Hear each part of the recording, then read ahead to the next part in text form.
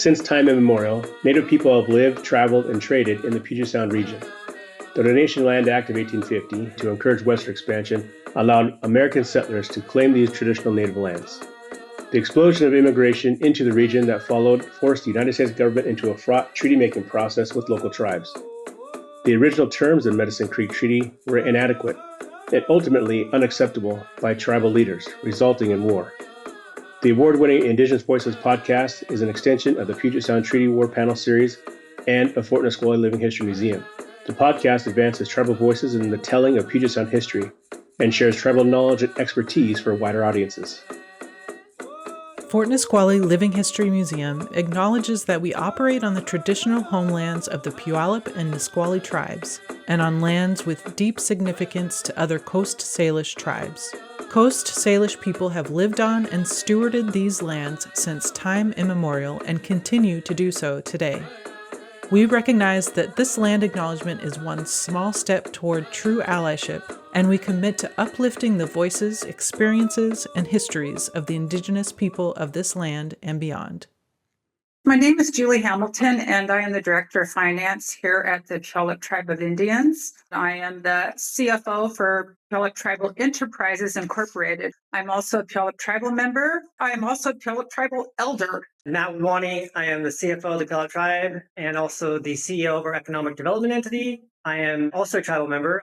My name is Mike Iyall. I'm a member of the Cowlitz Indian Tribe and a long-term member of our tribal council. Nettsie Bullchild, Nisqually Indian Tribe, Director of Archives and Tribal Historic Preservation Office, tribal member and tribal elder.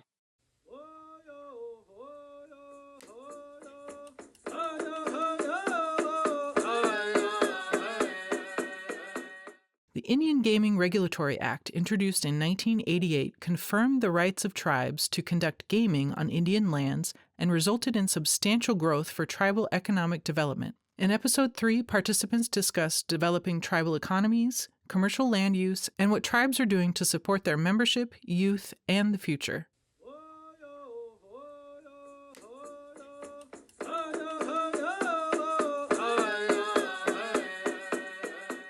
My name is Julie Hamilton, and I am the Director of Finance here at the Puyallup Tribe of Indians. I also wear another hat in that I am the CFO for Puyallup Tribal Enterprises Incorporated, and that's our large economic development corporation. I'm also a Puyallup Tribal member, and I began my career here at the Puyallup Tribe back in 1993. So I guess I am also a Puyallup Tribal Elder, qualifies that. Thank you. Wadhwani, I am the CFO of the Puyallup Tribe and also the CEO of our Economic Development Entity. I am also a tribal member. I am not a tribal elder, and I've been here since 2015, and then I spent 2 years here back before I went to business school in 2009-11. And believe it or not, Julie was actually the one who hired me my first time around here and the second time. Yeah, we're fortunate to have Matt. You know, I'm at the end of my career, so I'm kind of passing the baton. It's kind of a long, transition and goodbye. I'm here to be his support now about bringing up the new generation. And he has the passion and energy and the smarts to do what we've been doing, which is a lot of economic development here, like probably since you came, Matt, but certainly since COVID, we've really been moving a lot of initiatives and ventures. So we'll talk about that here today. Pulling from my elder background here, since I started in 1993, back then we had no casino. Government, we were funded mostly from grant and contract revenues, and then from some taxes from our individual-owned smoke shops, other small miscellaneous taxes. Tribal members, for the most part, was, sources from fishing, revenues from fishing, and operating small businesses, again, like the smoke shops. So we had some watershed legislation back in 1989, our Land Claim Settlement Act. It was approved by Congress. And then also really backing up a few more years to 1986 was the Indian Gaming Regulatory Act. That paved the way to be able to compact with the state and open up Class 3 gaming, basically our casino. So back to the Land Claim Settlement Agreement, that we received funds and we also received land in exchange for clear title on some of the lands here. Those funds opened up our first bingo palace, and that was in the early 1990s. Yeah, those of you that live in the area probably remember the old bingo palace. We also opened a marina, Chinook Landing Marina, on the Hylabos Waterway. And it created also a permanent trust fund that funded a lot of the social programs back then for the tribal government for the benefit of tribal members, which included higher education. And in fact, when I went back to law school in 1996, it was the trust board that funded my tuition. And but for that, I would not have gone back to school. So it was really instrumental for providing a pathway for higher education for tribal members too. So the land claim settlement was huge. That really jump-started everything. Also, at the same time, in 1989, we created our first ever tribal government corporation code. It's one of our laws. If you were to go to our website and look under tribal laws, you'll see our codes there, and our tribal government corporation code is there. That also incorporates our constitutional language and mandate that the council, develop tribal assets and resources to obtain, value and, to be able to take care of the membership. So it kind of all came together at the same time. So yeah, that's really how we started. Those are the funds that led the way to, bringing in the casino and having the funds to do that. Oh, by the way, the corporation back when we started, it was called PII. And then that later became Marine View Ventures.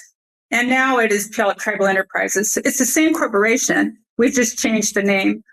And our 7 elected council members are also the board members for Puyallup Tribal Enterprises.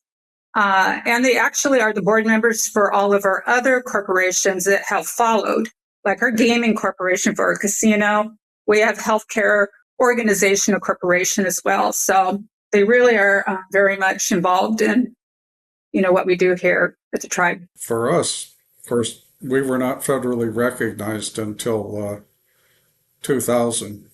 And so we were scattered with no homeland, no opportunity for anything. I mean, it took all of our energy to do the federal recognition fight. We had 150 years in the federal recognition fight. And then once we made recognition, we had another 15 years to fight for a reservation. And after that, then we were able to start up a casino. And so we didn't have economic development before then. It just wasn't an opportunity. The casinos, because of a tribe's legal situation as a sovereign entity that the federal government recognizes as differently than other communities, and so we have unique legal opportunity to do activities inside our reservation that are allowed. And part of that is we sign a gaming compact with the state whereby we're allowed to game, but we have to donate a percentage of our money to a community impact fund. And most tribes exceed that amount. We've been open for about 8 years, and we've donated over $30+ million to the community. That's just, most tribes exceed like I said, the amount that they're required to donate. For Nisqually, the casinos weren't for us the first economic development part of it. So for Nisqually, because we were fishing, that was one of the first was the leased boats. At the time they leased gill netter boats, and that was what tribal members were allowed to do so that they could make money, bring money back into the tribe to help. Like if you look at economic, helping the poverty part of it, that was a part of that was to get tribal members out of the poverty. So a lot of their, the stuff that was done at Nisqually was to develop that, to bring back into the tribe, to create jobs for a lot of the tribal members, to bring back to the education. So a lot of the tribal members could be educated. They leased them from the people that already had gill netters. And so you could lease, because it was a treaty right, you had to lease it, saying that, this person was allowing you, just like a car, renting it so that you could go out and fish your territory on that boat without having to, because there was, a lot of the, like in my parents, I always tell people they worked in the fields, they were working on farms, seasonal. And so they didn't have the income to get a loan. They didn't have any background to get a loan. So you leased a boat from somebody that, they would allow you to use their boat to go out and fish your season of fishing time. And you created money, you helped them with, because at the time this was like the boat issue where there was the 50-50. So a lot of them couldn't go out and do all this fishing like they used to. So that's kind of where the economic development started, with what your tribe could, do um, with what they had, So then the casinos came about. That was kind of, to us, it was a way of making quite a bit of money or income to put back into the tribe before you were developing other economic, ventures. Well, for us, it was, it got a lot of our people off the welfare. We put it back into facilities like, so we could have our own health clinic. Uh, and then the investment part was made into the uh, stores, the grocery stores, gas stations. That was a part of that, because you could take on that without having to put up a bunch of collateral, in loans to do these developments. And at the same time, you were doing that same thing. You were getting your people trained into these positions. So before casinos, a lot of them, there was bingo. So our people were trained in the bingo first, of gaming, and then went into the casino was the next step. A lot of tribes, we haven't done it yet, but they went into the hotels, all of these, event centers with their casinos to help, create more income. At the time of the land claim settlement, we knew about the Indian Gaming Regulatory Act and that we could enter into gaming with the state of Washington. Again, we started with a bingo palace before we went to the full-blown, what they call Class 3 casino, where you had to compact with the state in good faith. We're in Washington State. Washington State is a wonderful state in that they work with tribes, and they have allowed us to compact with them and set up casino operations. But we needed that federal legislation in order to be able to do that. And then the next thing you needed too, to be able to build a casino beyond like our little bingo palace here, was money, right? And so those that live in the area probably know we started with a riverboat on our port property, the Blair Waterway. And we were able to finance it ourselves without having to partner with, say, Harrah's or a management company out of Vegas, which is what a lot of other tribes had to do. And when they had to do that, they had to give up like 30% of their profits to have an outside company come in and fund it and help manage it. So we were fortunate that we were able to take care of that ourselves. And that was December of 1996 that we started our Class 3 operations in our riverboat. But it really comes down to, I like to tell people, just playing the cards you're dealt and taking advantage of the opportunities that were given. And we weren't, that was in front of us, and we did it. We did gaming, and it's been a godsend for us. It's funded everything from our education to our government to the investments that we're making now in economic development. And so it's about really taking advantages, what little advantages we have, taking advantage of those to maximize wealth and maximize sustainability, not just for this generation, but for the future generations and the current membership. And so gaming was really the catalyst, and it continues to be the catalyst for what we're doing today. We're like 90% is we're a self-sustaining economy, self-sustaining government that doesn't collect taxes. So all of it comes from, or not all of it, sorry, the majority of it comes from gaming to fund those other enterprises. And not just the enterprises, but like I was saying earlier, the education, the government, all of our programs for members, culture programs. And so gaming has really been the catalyst to get us to where we need to go. Yeah, and along those lines, because now we have developed our we've been working for a while back since 1989. It's taken this long with economic development. It was kind of slow in the early years.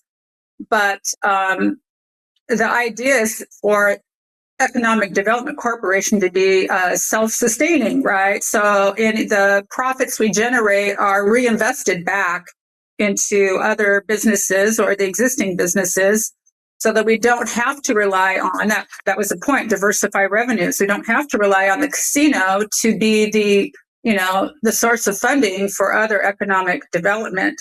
I would say, though, that for important land purchases, that's underlying all of this is having the land to be able to operate businesses. And we want to reclaim our land. A lot of our land was sold and taken away from us. Our original reservation, have some stats here, had 29 square miles of land. That's what we were originally. That's what we ended up with back in 1873. That's 18,000 acres. What do we have today? Like 1,300 acres and about 2 square miles within our reservation boundary. We have purchased lands outside of our reservation because these were all our lands. Like we purchased land on Ruston Way. I don't know if you heard about that. We have a restaurant down there, right? That's off our reservation, but these were always our lands. We got land here. We have land there. People that want to sell us land that may or may not have businesses on them. The government often does come in and acquire the land at the government level because land is expensive. You go buy a chunk of 5 acres, 10 acres in a very urban area like this. Buying land is an important thing, and that is a lot of money. And usually the government with casino profits, right? We always have a budget for land acquisition. And then those lands come to the Economic Development Corporation for business purposes to be managed. And we take it from there. And then the monies we have at the Economic Development Corporation, start up the businesses and keep them running. So, so the casino profits are still important for things like that, for large capital, maybe startup funds. But we try to use our own profits from our Economic Development Corporation to fund other businesses. Yeah, and I would add that, prior to COVID 2020, it was just rhetoric. Like, we all knew that 90% of revenue shouldn't come from one source and we need to diversify, but we didn't actually do much about it. We had a few gas stations. And really when, it does happen, it gets shut down and you lose 90% of your revenue, it really forces you to execute on what you've been talking about for 30 years. And that's when we we rebranded Puyallup Other Enterprises. And we just started going. And diversifying as much as you can and trying to, like I said earlier, is getting a sustainable, income stream and revenue stream, and not just income, but like jobs for future generations. And that was really the catalyst for it. And we have been going, it feels like 200 miles per hour ever since then. True. And to Matt's point too, I think we've talked, about government generally. Most governments have a property tax base and we don't have that. But we have implemented tribal codes and laws, and we have a tribal tax base that we can charge tribal taxes, like on the sale. Like if you go eat at Woven, our restaurant, well, you'll see on the receipt 10% tribal tax, and see those tax revenues come back to the government that can, again, take care of the people and our programs here, and be reinvested. So it's important that we, have other, ways to bring in tax revenues, and which, like at our fuel stations, and we compact with the state, and we share those with the government. With the casinos, isn't put strictly back into other enterprises. It's really actually getting the facilities so that we get help for our people. Like I said, the clinics, we have a youth center, so there's some place for the youth to go. We build an elder center. When you're talking about homes, on Nisqually, we do have the land base that we can build housing. So we have it for both. We've got for the elders, for the adults, we have apartments, that we've been able to build. And the same thing there's people that live off res. So you have to, you want to help them with any kind of assistance that you get. So for ours, the same thing. The economic part was the stores, the gas stations. And back in the day, we always had smoke shops, but now the smoke shops are addition into the stores. There's not a separate smoke shop for tribes. It's put in there that, they have that. So people get the wrong impression that, oh, you have a casino, you're rich. And I said, but that's not what it talks about. Is we're actually putting it back into the facilities. And the same thing, there's money that goes to charitables, to these, organizations that we give back to. So, it's not that they think, you're just rich tribes, because we were without so much that I said, like, my biggest thing is it's gotten a lot of our people off of the welfare assistance the tribe provides for them and helps them. Any funds that you had, it had to go towards what you requested it for. So if you wanted money for a hatchery, that's what it had to be for. We didn't have like that. We didn't have a land base to put our first office buildings. So we had to rent or lease a building just to provide so that we could go after money, go to the government. My mom was chair back in the day that she had to walk, like she said, she had to go back to DC and walk the halls and the buildings and, just make her way around to get money, because she said, when I heard they were giving money, she said, I'm getting that money for my tribe. So, they had to make do with what they had.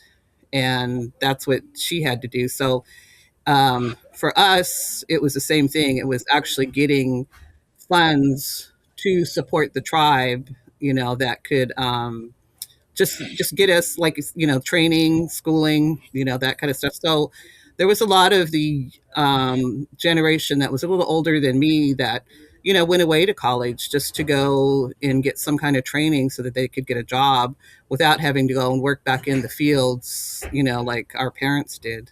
So, there was also, I guess people wouldn't consider it, but people fished and sold fish just to support their families, So that was a part of that where extra money came in, because my dad would do that. They would have to work the fields, but then, when fishing came along, if it was a good season, that's how we got a car. That's how we got things, because then they could afford that with what they made.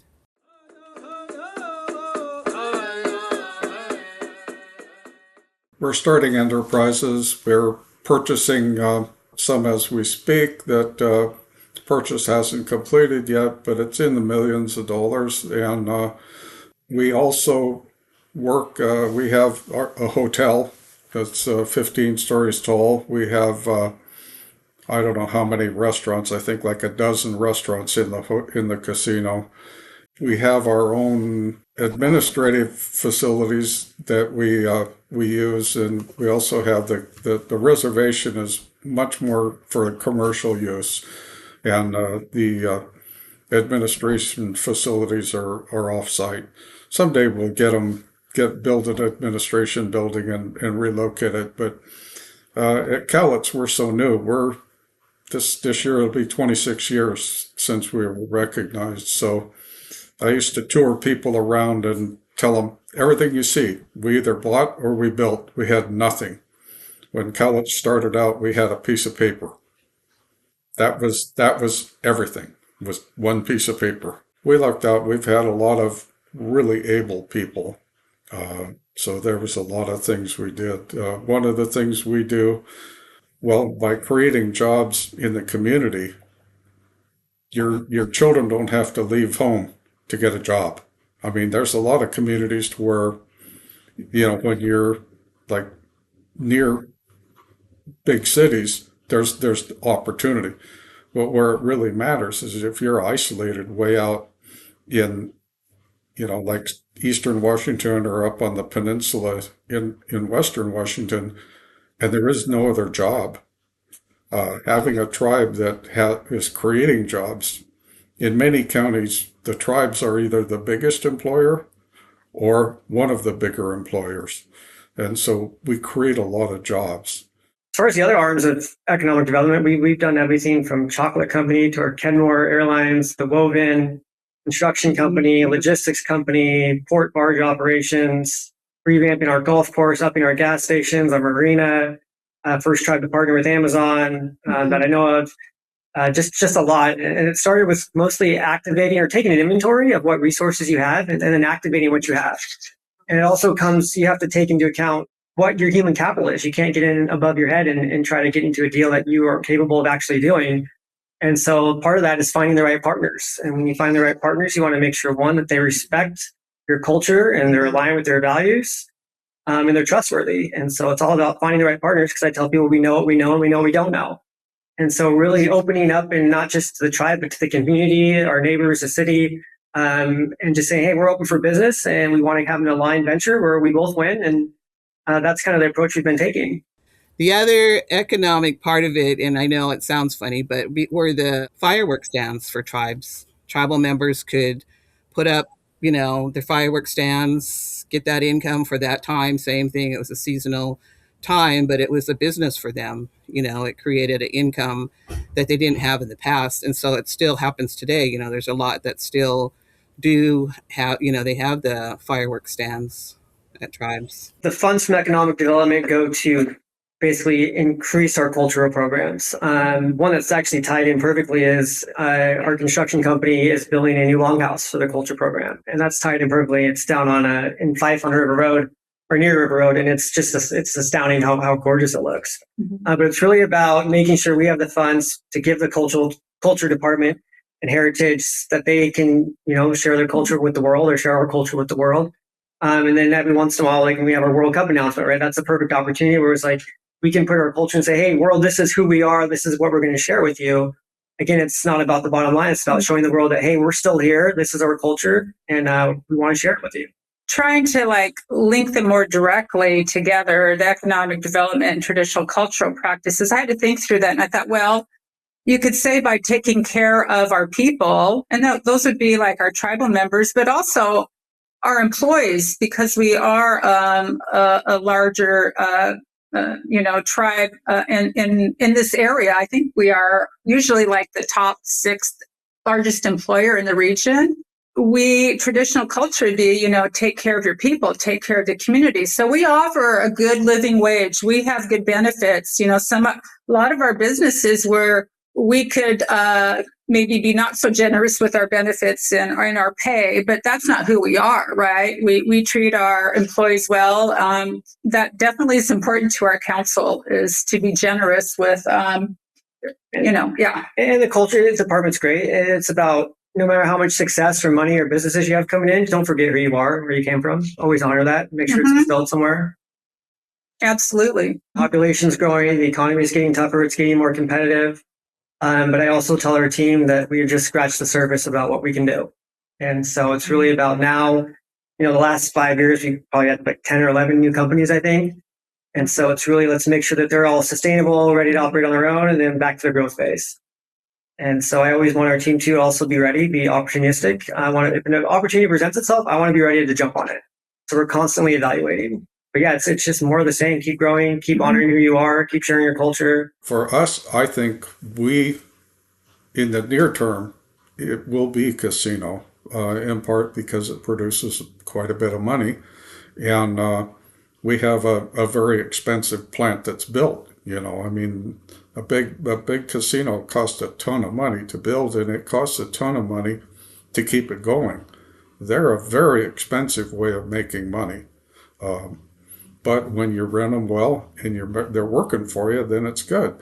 As we get diversified, there will be other options. Every tribe has a goal that your economic diversification will protect you from any economic collapse, that you don't have all your eggs in one basket. And so everybody wants to diversify.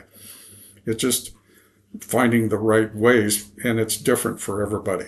And it's different 10 years from now, it'll be different for the next generation.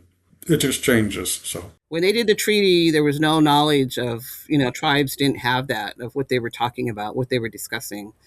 There's always that topic of pre-treaty, treaty, but treaty, really affected tribes on everything, where they had to live, the things they had to do. But with that said, in today's time, there's a lot of, I want to say, training because of education. A lot of our tribal leadership recognizes and knows a lot of these things that need to happen. They know, like we've discussed in other times, the Dawes Act, all these things. Back in the day, there wasn't no understanding of that. We were just kind of run over with, okay, this is the law and you have to abide by it. Well, now because of it, comes Bolt, comes all these other things that we understand enough, to speak up. Our voices are heard now. So with the economic development part, you also insert, besides the culture, now you're also inserting the political part of it, that the generations are understanding this is important. I had to do like a negotiation thing. I just hated it because I'm like, oh, I had to hold my tongue on some things, because I wanted to get upset. But, these are things that need to be learned because you have to know, what's going on, how it's going to affect you, what this means, how to really develop an agreement. It's like, just don't agree with the first thing they ask you, really read through it, discuss it, talk about these things. So with this, it's also helped with that education and training to go into these things that we can now have a voice, as opposed to in the day when people didn't speak up. They were afraid to speak up because they didn't want to be punished. So there's a lot of things that have come out of that, not just the economic development, but what it allows to happen with the rest of, what tribes need to understand. And so, like, when we were at that Fort Silicon Park, we did that, presentation there. I had college students that come up, and that's what they asked. They said, "Are you guys still fighting for the tribes?" And I said, "Yeah." And they were like, "Well, what are you guys fighting?" And I says, "The injustices that were done years back, but we're still living with them today. We're still trying to fix these, so that they don't continue on and on and on." And that's, just having that voice. So, it was very interesting to them to think, oh, well, you guys, this has been taken care of. That's, but I says, no, you don't know all of that. So that's why, like I said, with all this development, there's also, some of our leaders now can go in and speak to lobbyists. They can speak to senators. They can speak to these people because they have this understanding of how things work, and what needs to be done for their tribe, which back in the day, Leshai did. Chief Leshai, he was out there fighting for his people, so that they wouldn't, to get the reservation he was promised, so they wouldn't starve. It was a simple act, but, so now it's a lesson learned of, really look into what they're asking and, knowing how, like I started out in finance, and I took training. So like I tell people, can't write a memo if my life depended on it, but I can crunch the numbers. I can look at something and think, wait a minute, let's think about this. So, that's what it helps with, that you have this confidence and you're just able to use your voice. Speaking of Leshai, it brings back, because he was family, it brings back an interesting story. My cousin's Art's daughter, Cindy, worked to, get the Leshai exoneration. Yeah. And I was talking to Art afterwards, and as children, we had heard this but forgot it, and I don't know how we learned it. But Leshai, he knew when he started a war that his people were gonna pay for it. And when the war didn't go well, Leshai could have scooted through the hills and been in Canada like the Sioux did after they massacred Custer. Leshai didn't do that. He didn't abandon his people and leave them to be, to feel the wrath of the people that he'd gone to war with. Leshai stayed. He stuck it out. He was a martyr. And that's a family lore thing, that Leshai was a willing martyr. He knew the price and he stayed. That's something that we get to have in our family, that, here's a guy that, yeah, he could have saved himself.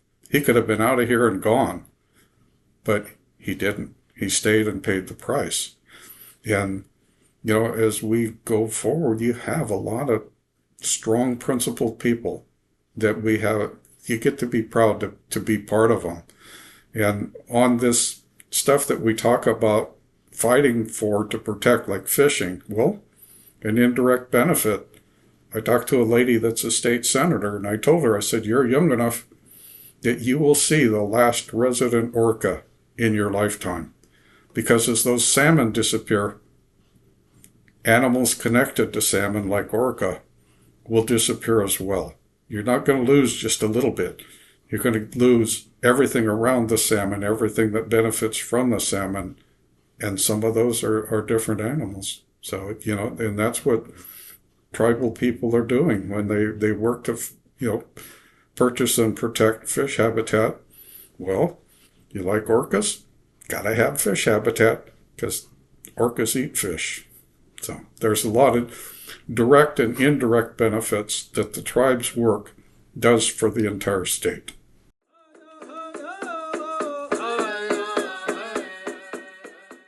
Try to incentivize the younger tribal members to want to go into accounting, finance, and business. Go to school. Someone has to come and be here, be a part of it too. So we definitely need to.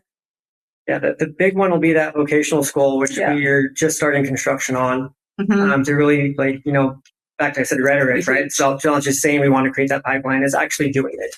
And so having your own construction team build that school, get the curriculum set up. We're going to partner with our actual school, Chief Leshai, to get some of that teaching education. And that'll be a big one, because, then we won't be saying, hey, we have our own workforce. We will have a very strong and large workforce, which will be really exciting. Real actual skills. That there used to be this negative connotation about blue collar work, and now we're all overhead, right? We need the actual doers. Oh, we do, especially with AI. You need people that can still go out there and do the plumbing and the electrical. There's a lot of, go into the trades. For us, we're so scattered. Half of the population is in Western Washington. Majority of our population is Thurston County, Pierce County, and King County. So there's no centralization at all. That's the problem with housing. So we will have to develop programs like down payment assistance and mortgage assistance, where we can help people, and rental assistance, so that we can help people live where they are, because they're just we're so scattered that, when I did education, we sent tuition money to almost all 50 states, Canada, and Australia. So you got to help the people where they are. And as I explained to somebody once, if I put $200,000 in housing, I can give one person a small home, or that 200 could be 201,000 a month rental assistance checks. So you got to try and figure out how to spread it. And when your people are scattered, building houses for the very few, that wouldn't be a very good solution. Thank you. The biggest one is tuition, membership tuition payments. And that was a luxury that my members, it's so invaluable. I know Julie and I, back in our day, we had to pay our own tuition. But it's such a benefit now for members with the education. There's also, we're going to offer financial literacy programs. And we're starting a vocational school because there are some members who maybe college isn't for them, but we know that vocational education, the actual skills, as I like to say, of people doing things, that's really up and coming and very valuable. And so just, if we create all these ventures and we have no workforce, it doesn't really make sense. But at the same time, it takes time. Like, we have to develop that pipeline. It's not going to happen overnight. We're just all of a sudden going to have, 200 working and eligible members, right? We got to be patient with it and convince our board that it takes time. And it's starting we have our own school, Chief Leshai. It's starting in the 7th and 8th grade, getting that pipeline up and going and seeing what they want to do. And so we're heavily in that process, also offering internships, but it's taking time. And but I really think we're on the right path, especially with vocational school and even our logistics company. Sometimes employees or travel members don't have any experience at all, but we know we're going to have to train them. Yeah, agreed with Matt. Just some stats. So we have over 400 Puyallup tribal members who are enrolled in higher education. And in total, we have, about 6,300 tribal members. And about, I'd say 45% of that are the minor population. And then the rest are adults. So anyways, we're always wanting to get more kids into higher education. And like, it's not for everybody, right? We have voc tech pathways as well. We have educational incentives here at the tribe, like for good grades. We like to give a little, incentive for students. And we also spend a lot of money, like $1 million on tutoring.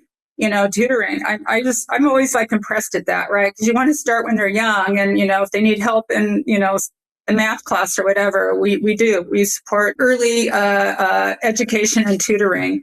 As Matt said, Chief High Schools population is over 600. That's K through 12, and then we also have the 3 and 4 year olds. There are over 100 of enrolled there in the preschool. So we do use our casino earnings to educate our young people, which is not just young, it's grown-ups.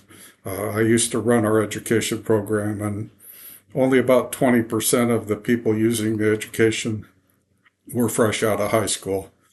There's a lot of people going back for finishing a degree or getting an advanced degree. We have a lot of people with masters and PhDs. Like Matt said about our logistics company, also like our construction company, there's a lot of jobs that, tribal members are interested in and working with their hands and getting, maybe a skill like becoming an electrician. So having the construction company is another avenue for getting tribal members, trained in good paying jobs. Yeah.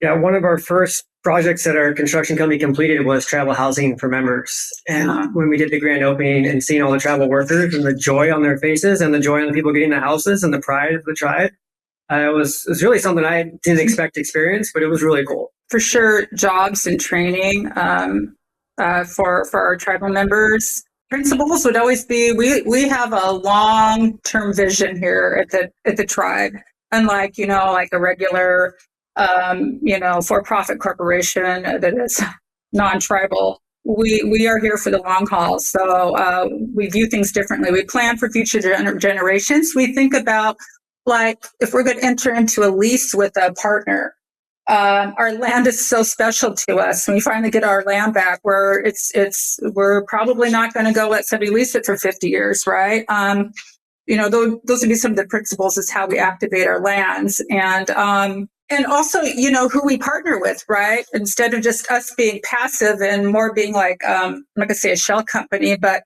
we actively manage and bring in partners where we have to. If we don't know that area, like say running a golf course or a restaurant specifically, but then we can over time, learn that and then move them out. I mean, that's the idea, is to be able to bring the jobs in, train tribal members, and, be able to do that ourselves. Yeah. I would just add, like, we have a whole set of criteria when we're looking at different businesses, and the main premise I tell people is doing good by doing well. Like, we want to create businesses that create jobs and then make money and that are good for the environment and don't impact our natural resources. Yeah. And then to add to that, it's like, is the business scalable? Can we replicate it? Is it long term? Obviously, the ROI, and then making sure that you're getting a business that you can succeed at, not getting in over your head. Don't do a deal that you don't know anything about.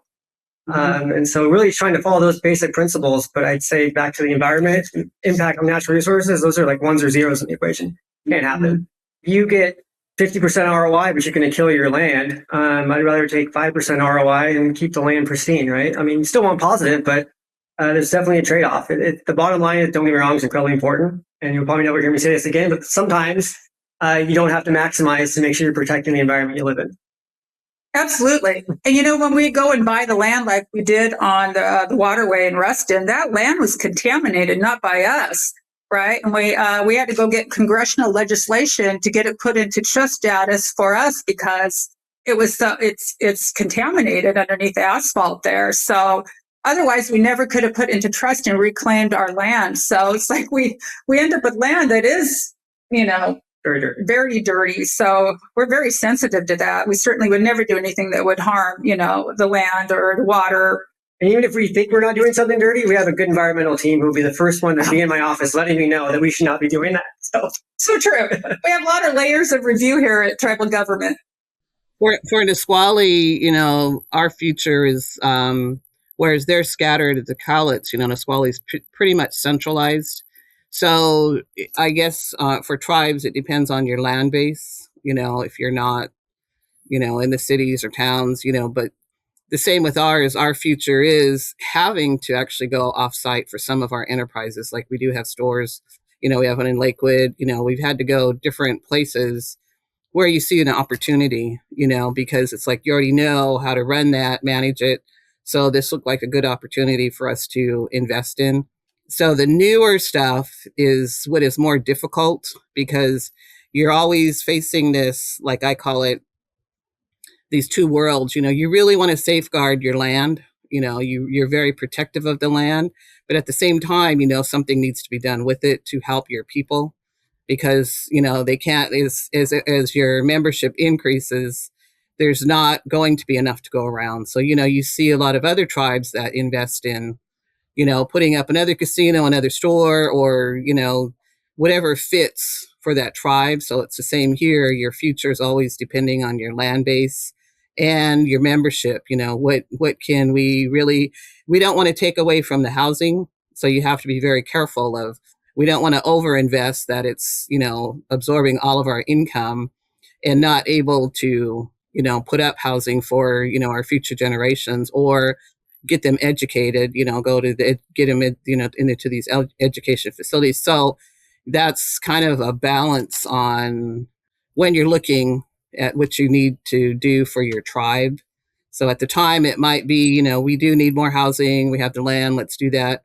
Maybe a year or two down the line, it's like, okay, let's go ahead and invest in this facility, because that will help us. So it always depends on that. Like I said, your land base is really, I think, central to what you're going to do and offer. We've looked at some sites that we've had, and I'm like looking at it going, have you seen that place? Because, there's just so much truck traffic, so much things. And it's like, you really can't have, something that you might be planning there, because you have to think of all this traffic and how it's going to affect whatever facility you're trying to develop. So, you have to think about all that. Some of these decisions are made according to the land base and what you can do with it, what is feasibly done. So then you're, like I said, you're juggling, do we develop housing in this? Do we develop an enterprise? Like you said, we don't want to go to a place that's so isolated that, we know it's not going to happen. So with that, that's why you depend on your for Nisqually, we depend on our tribal leaders, the tribal council, to work on this day-to-day decision making, as far as, they're the leadership that directs the rest of the tribal departments on the needs. So here we have like a master planning committee, that you go in and talk about your budget process on what each budget has in their budget if they're looking for needing a facility. In the day, we had to pay all these contractors to come and build houses. Okay, so then the leadership looks at, well, why can't we just develop our own building department that builds the houses and the money stays with the tribe? Our medical facility, we've always had to, deal with the insurance. So it's like, well, why don't we become self-insured? So with that, that's created all of these other alternatives that you look at where the money stays within the tribe. So now you're creating these departments, daycare, instead of a lot of them having to go out and, send their kids to these off-reservation daycares, they have their own. That money comes back to the tribe. So those are a lot of the options that tribal leaders look at as far as trying to keep the tribe, I want to say on an even keel, going steady instead of up and down all the time. But then, like I said, your leadership is the one that looks at these departments that they hire these people for, to look into that, to come up with like feasibility studies. So your planning department is always looking at that, what's coming about, what could we do here if a facility comes available that has already has a lot of the stuff that you don't have to invest in doing, the septic, the electrical, that kind of stuff, is that a good investment? So with that said, that's some of the decisions that have to be made. General council, the overall membership tries to keep track of that by, our newsletters, things that, the tribal council tells them what's going on, if they question where are we at with that stuff. So, annually you give your financial reports, so they can question as to, okay, what does this mean and what is that? So it keeps everybody on board with how the tribe is developing. You get input from the general council on where they want to go, what they want to develop, what they'd like to see, so there's a lot of things that happen internally that really help us to go into this external job of what's best for the tribe and how it helps, how we get the most out of it for like we're always saying, for the next generation.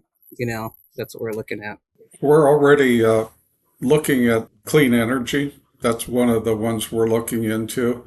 And right now, that's too politically unstable to get into it too far. So some of that you have to watch and see what is going to last. Clean energy sounds good. Maybe it'll be good. I don't know. There are, community services is one of the ones that we're currently looking at purchasing. And as we get that done, that will provide services to the community where the people that live nearby. Cowlitz, we're like I said, we're so scattered. I mean, where there's lots of us, there's a couple of hundred. You can't. It's very difficult to provide facilities. You learn how to work grants and play the grant thing, because once upon a time I was our founding director of Natural Resources Department, and I help people learn how to write grants and how to manage federal programs. And I always tell people that grant land is a land of two left shoes, and you can only get a grant if you can tell them how to make a pair of shoes out of two lefts. So you have to use your imagination and take a grant that doesn't fit and make it work. And the people that I train to write grants, I always tell them that don't be afraid to bend the rules, because a grant is a contract. Once you bend the rules and the other party signs that contract, now the old rules don't apply. And you just keep bending it till it works. I had a site visit from one of our grantors, and the guy come up to me and he said, when I first read your grant, I thought you were just trying to make me mad. And he said, but I love what you're doing. I said, well, what you're offering was a lousy fit, so we had to fix it and make it work. And he just smiled and said, well, keep fixing it. And that's what we do. You just have to be creative with a grant. And for people that are fixed and to just follow the rules with your blinders on, you're not going to get much out of grants. So thank you. I would say a lot of it is because of location. It's like, how can we, one of the things that we did do, and like Mike talks about, we did get some apartment buildings. It wasn't feasible because it was too far off-site, that there was this jurisdiction issue with, the law enforcement, our law enforcement, who oversees that, who answers, who does this. So that kind of stuff, was like, okay, that wasn't a good thing. So, they had to, sell it. Now we did the correctional facility, which has been, we've had that for years, and they contract with other, the state jails or correction facilities, other tribal facilities, so that's an income making. That's been successful just because, a lot of these places run out of room. So, that's, but we have the jurisdiction over that, who's here on the reservation. There's not a universal solution. I mean, each tribe has its own location. Each tribe has its own skill set. And one of the things I got to do was back in the Lewis and Clark commemoration, we went out into internal central Montana to where there was two tiny little tribes with tiny little casinos. I mean, like literally their casinos that fit in somebody's backyard. And there's nobody. I mean, you could see the city lights of the nearest town 70 miles away. Those people, they can't. Casino's not a winning program for them. They have to do something else. And your location tells you what you can do. And tribal leaders are pretty good about knowing where they are and being careful. While there's a lot of casino is the magic for a lot of people, not every casino is successful. I believe here in Washington, I think 4 casinos have gone broke. I mean, it's kind of crazy to have the goose that laid the golden egg. Well, one day we had fried goose and it was done. I mean, there's one of the biggest tribal casinos in the country has been floundering for years because of, they grew too fast. They borrowed too much. When we borrowed on to build our casino, the lenders, the land is in trust. It belongs to the government. The building is on the land, so they can't take that. So when you build a casino, it is functionally a signature loan, 0 collateral. So that's expensive money, and nobody wants to take any risk with it. So you have to be a very good, proven money manager, and you have to be very careful with your money. That's the advantage of growing up poor, is you learn that you don't. I used to joke with people that we were so poor we borrowed from the church mouse. It's just we didn't have anything, and so it was easy to learn how to be careful with nothing. I think the casino will be a long term, but only because what it provides, besides providing the income, it provides the jobs. So I think for tribes, it's not so much as are you making big bucks with it? It's more, what is it providing for the tribe? Like I said, the membership, with the jobs. It contributes to the housing. It contributes to education. There's just a lot of things that it helps with, but it's not really the mainstay. So like I said, you get into the stores and the gas, there's the gas tax, there's the cigarette tax, there's things like that contribute also to the tribe. And it's like, where are you going? And we've talked about this in the tribe about sometimes, one of the people that used to work here said, why don't you kind of base this on your enrollment? And I'm thinking, what are you talking about? But, we don't think of it that way, that, okay, do we have more elders than we have babies? Do we have more elders than we have young people? Do we have less elders and more adults, less, what is our age group that we are trying to provide for? So like me, my boys are grown, I don't have a need to always be taking them to the doctor. They have to do that themselves. Insurance I had would have covered them, but it doesn't, I don't have to do that. So there's all these things that depend on what's happening with your enrollment.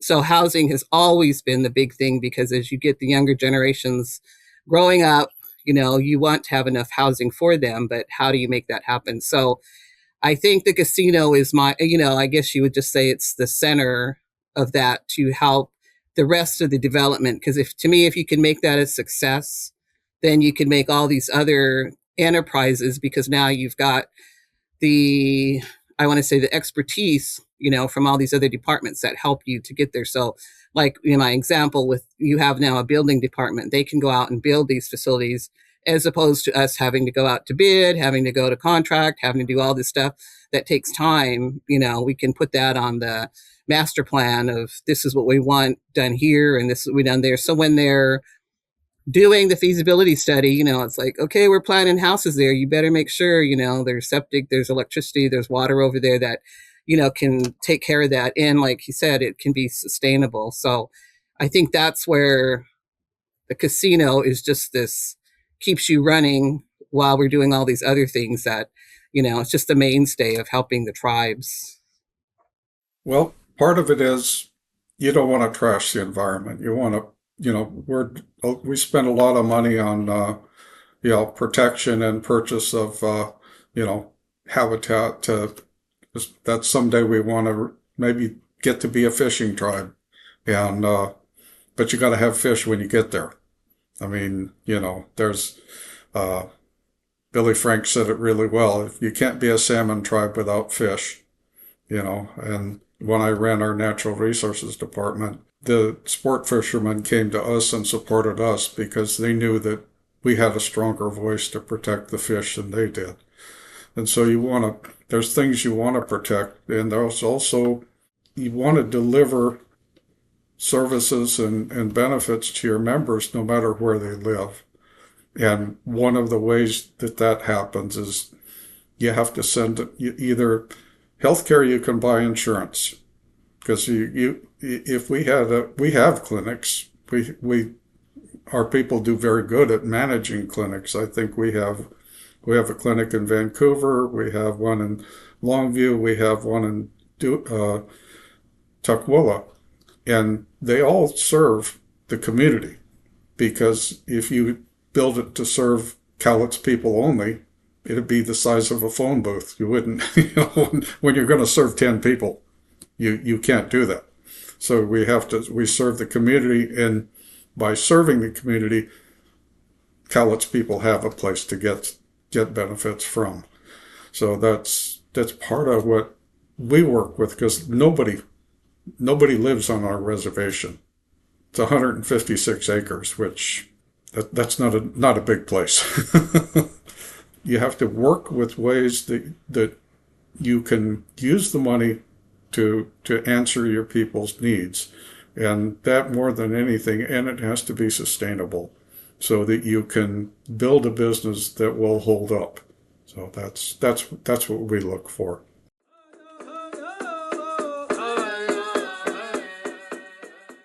With all of the economic development or what we've created, it's helped to bring back, so we can continue to revitalize the language.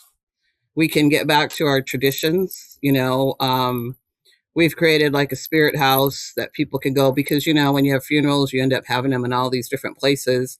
It creates that it helps to be able to do the traditional part, because a lot of facilities, and even though the spirit house is, but a lot of people that are doing ceremonies, some places you can't have the sage, you can't have certain things. And so we're trying to help, alleviate that. We're trying to give more privacy to, families. So there's a lot of things that this creates to bring that back, to bring back the pride. I've always said that, and I've said it in these different podcasts, I don't believe in decolonization, because I don't like the word decolonization, but I believe in re-indigenizing, that we can bring back what was lost or taken. And the way you do that is that, like you were saying, with grants, they're helpful to a certain extent, but the tribe has control, because for us, it's like people that weave do very beautiful weaving, people that smoke fish, people that do all this cultural or traditional part. Some of them don't have bank accounts, so it's always been like, no, we have to be able to have cash to buy this beautiful basket, or to buy the amount of fish we need for ceremonies. That's always been an issue. So with all of this development that we do, we always keep that in mind. Another issue is when you have just even events, you have to feed the people. If you have a simple meeting with agencies or something, you have to feed. That's a part of our culture. That's a part of what we do. And so that's the part that shouldn't be forgotten, because it's very important to pass down to the next generation. And like I've said on one of the other podcasts, was that I've talked about people that read the history and read books. Some of our younger generation doesn't like to read some of these writings that people wrote, that it was derogatory to tribal people. But I keep telling them, you need to do that so you understand what our ancestors went through for us to be here. For me to sit at this desk, to sit in this facility, to sit in this department, if you sit on tribal council, it's the same thing for you to be there. There was a lot that was sacrificed by our ancestors. So in that process, by combining the two, yes, we want to be able to have that income. We want to be able to have a nice house that we don't have to do a lot of repairs. We don't have to, like for Nisqually, don't have to move off reservation. But we can still have the advantage of being able to go to the Elder Center, being able to go to the Youth Center, so you're not having to do a lot of things off reservation for some people, but that's to help with that identity and with, this portion that was missing, I want to say, in my mother's generation, because they weren't allowed to learn their language, so she couldn't pass it on.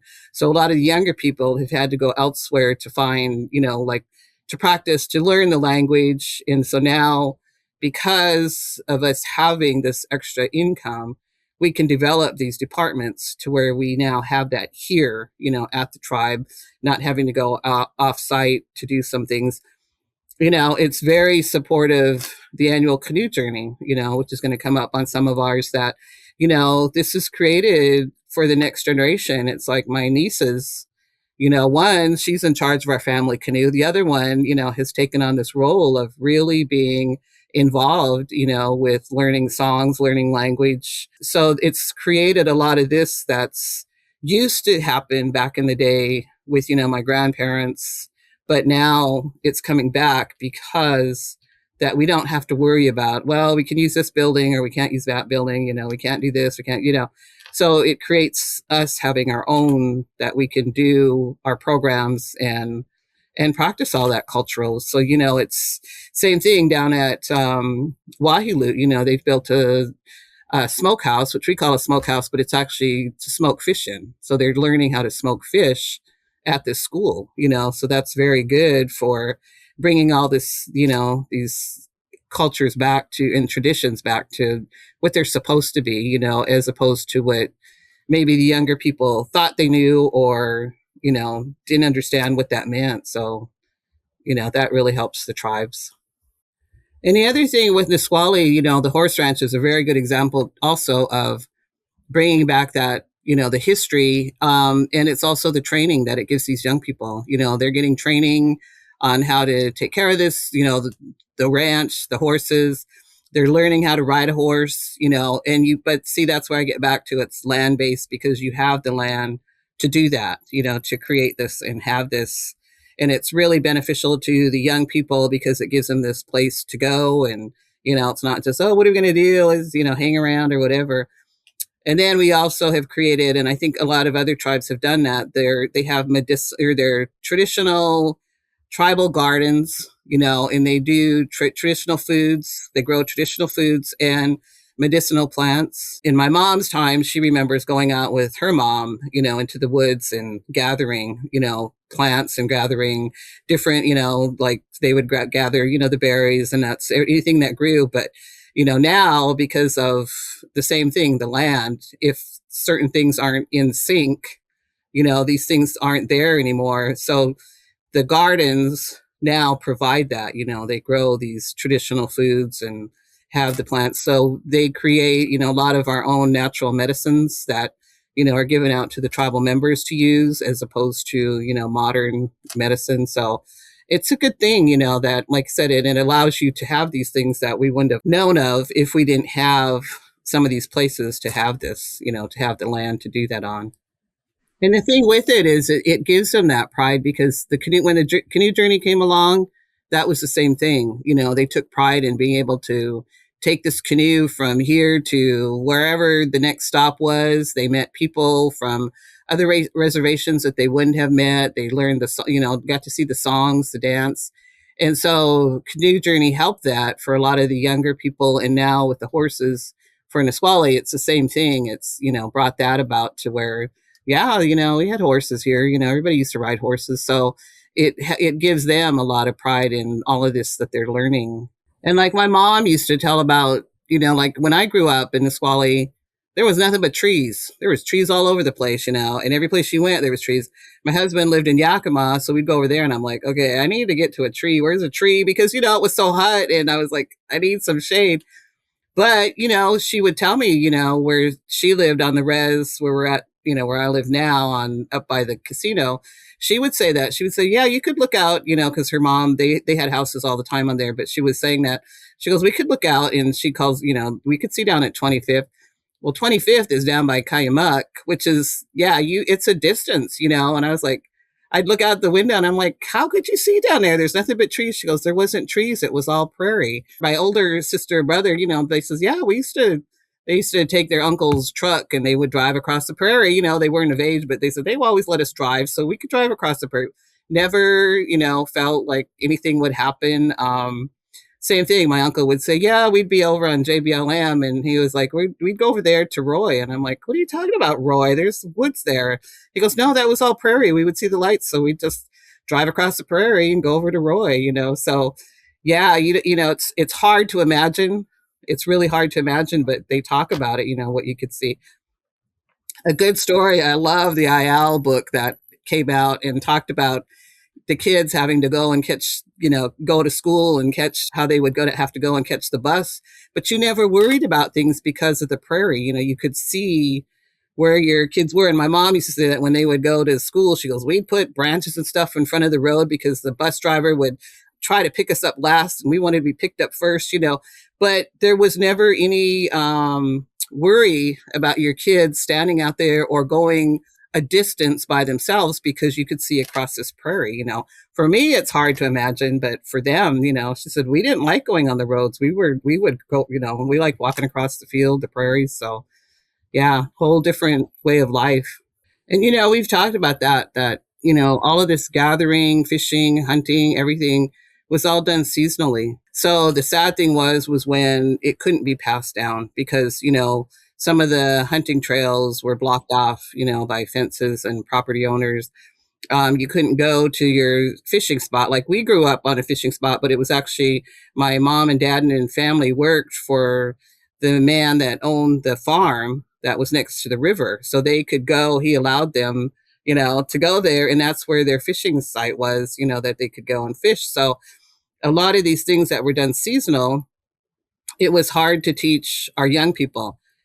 I'm one of them, and I admit it, I feel bad because I never taught my kids or my nieces and nephews to, when it was time to go huckleberry picking, when it was time to go, dig clams, we had to do it. So it was, it was just natural.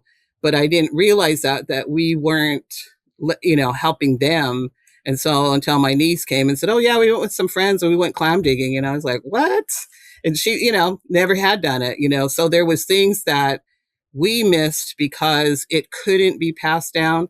So a part of being comfortable with what we can do today, it allows that. It allows, us to teach that in that. So hopefully down the road, they will remember all of this so that they can survive, and do all of this stuff, recognize, huckleberries, recognize when you're supposed to go do these things. So that's kind of what I feel as the planning and everything comes down. That's what we shouldn't forget, because it's very important for them to continue. I think for us, there was a researcher by the name of Dr. Vern Ray, and he had a group that he called the roving Klickitats, which were Sahaptin speakers. That's what the settlers called the Sahaptin speakers, and with absolutely no regard to tribal affiliation. They referred to people by the language they spoke. Well, those people were traders. They traded here and there. When I said our High Chief Skaniwa had 2 wives on Vancouver Island, he was utilized by the Bay Company to establish Fort Langley, British Columbia. We were into trade. Tribal people were into trade huge in ways that modern tribal people can't begin to understand. He had 2 wives from California. That's 600 plus miles of I-5. That one guy, And when you look historically, there's ancient quinoa in Ontario, Canada, 3,000 years old, from the tip of South America, from Peru. We have friends that have sparrowflute dentalia on their regalia in Connecticut. So I just told you about from the tip of South America to Northern America, And from the West Coast to the East Coast, trade and enterprise was who the native people were. I mean, that was a core of their essence. So, yeah. So doing business, it's what we've always done. Part of it is rediscovering it. This summer, my cousin Cindy invited us out to the horse program there at Nisqually, and it's only when you see the prairie and you know that prairies are not a natural landform in Western Washington. The prairies existed because our ancestors did traditional prescribed burns. That we created those prairies. And then this sweet synchronicity came along in horses. If you're a tribe that doesn't have prairies, what on earth would horses do for you? Nothing. You couldn't even feed it. You wouldn't have a place to put it. You wouldn't have a place to ride it. Prairies were this incredible synchronicity that when we used the fire ecology, when you burn an area, the camas explodes and you get to eat it. So you burn in the fall, and next spring, the camas is starting to grow. And you can ride your horse there, and you can eat camas that grows there. There's a lot of synchronicities that happen. I used to call cultural resources used to have two facets. One was enrichment. That's what the young people, the living people can benefit from. And the other part is our history. That's what makes us who we are. The prairies allowed us to travel. I mean, could you imagine going cross country in a forest without a horse, and you couldn't see a straight line, so you couldn't hardly walk a straight line? I mean, if you walk cross country in an unbroken forest for a mile, that's a long trip. If you walk a mile across a prairie, you can do 3 miles an hour. Even old people like me can do 2-3 miles an hour, where it might be 2-3 hours a mile in an unbroken forest. There's a lot that we're rediscovering. It's the enrichment piece. And part of the reason that you do it is because it's who you were, and it's a connection with your past. Because I used to do cultural resources for the tribe too, and I was driving to this one, archaeological site that we're going to protect, and I had this well-duh moment, and it's when you drive down the road and every tree that you see is less than 150 years old. They didn't exist. And that was proof of human activity. When you go to the mountains and you see the alpine meadows where the berry fields are, those were created and protected by our prescribed burns. They were not natural. They were there because we created them. I mean, I one of my things I've done for the Cowlitz is I'm a historian, and I used to joke with Lewis and Clark. They came out here, and they're marveling at how lucky these people are. There's Wapato right at their front door, and they've got tons of camas, and there's elk every day, and lots of fish and such. And they just marveled at how lucky we were. No, they didn't realize that because there wasn't a John Deere tractor there, they were seeing our agriculture as we did low impact agriculture. We didn't fight with nature. We didn't bring in exotic plants that could not and probably would not live here, so you had crop failures. Now, if you take natural plants that are good and wholesome for you and work to just help them grow easier, you're never going to have crop failures. You may have a small crop, but you'll never have a total failure because we were just enhancing the growing conditions for natural plants. And that was a logic that we used a lot of places. So we've touched on it a lot, and I think more than money itself has no value. Its value is what it can do for you. And you look around Indian country, and we're educating our people, we're improving the health of our people, we're improving the living conditions of our people. And I can say that no matter where you are. It's just a certainty. And that's what economic development is. It's how the tribes deliver it is different. We're so scattered that, housing for us may be a rental check or a mortgage assistant payment. Because if you live in East Coast, I can't build you a house over there. I can't build a house in Texas. And that's our challenge is we're so scattered. So thank you.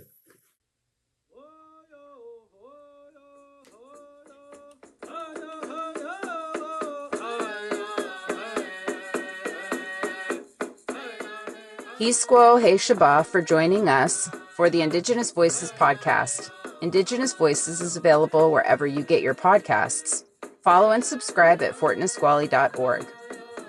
This podcast is produced in partnership with the Fort Nisqually Foundation and is generously supported by Humanities Washington's Washington Stories Fund Grant and the Pierce County Historic Preservation Grant, as well as representatives from the Puyallup, Nisqually, Muckleshoot, and Cowlitz tribes.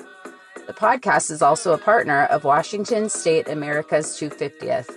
Music by Vincent Johnson from Nooksack, Lummi, and Nashani Johnson, Jamestown, Sklallam, and Lummi.